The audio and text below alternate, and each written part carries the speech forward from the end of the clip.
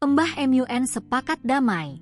Bentrok pemuda Pancasila dengan GRIP berakhir, Bupati minta maaf. Terjadi bentrokan antara Ormas Pemuda Pancasila, PP, dan Gerakan Rakyat Indonesia Bersatu, GRIP, di Blora, Jawa Tengah.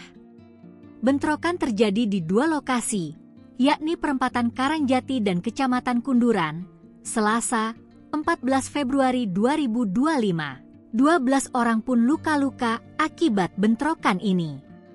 Bupati Blora, Arif Rohman pun turun tangan dengan memanggil Ketua PP Blora, Munaji, dan Ketua GRIP Jaya Blora, Sugianto. Keduanya akhirnya menandatangani pernyataan damai yang disaksikan jajaran Forum Komunikasi Pimpinan Daerah, Forkopimda, di pendopo rumah dinas Bupati Blora, Rabu, 15 Januari 2024. Sementara itu, Munaji atau biasa disapa Embah MUN menegaskan pihaknya siap untuk berdamai dengan GRIP Jaya Blora.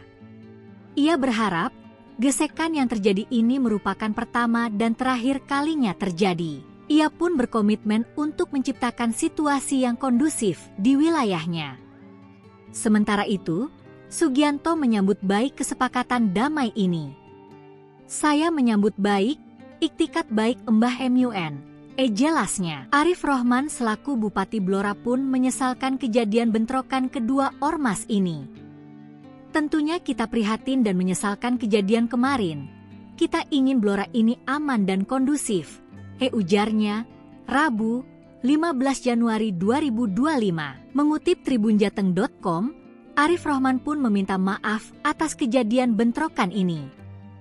Tentunya saya mohon maaf atas kejadian kemarin, yang mana Blora ini terkenal aman dan kondusif. Jelasnya. Sebelumnya, pihak Polres Blora telah meringkus belasan terduga pelaku yang terlibat bentrokan. Kapolres Blora, AKBP Wawan Andi Susanto menuturkan, ada 19 orang yang diamankan. Ia menuturkan, sejumlah benda digunakan dalam bentrokan ini.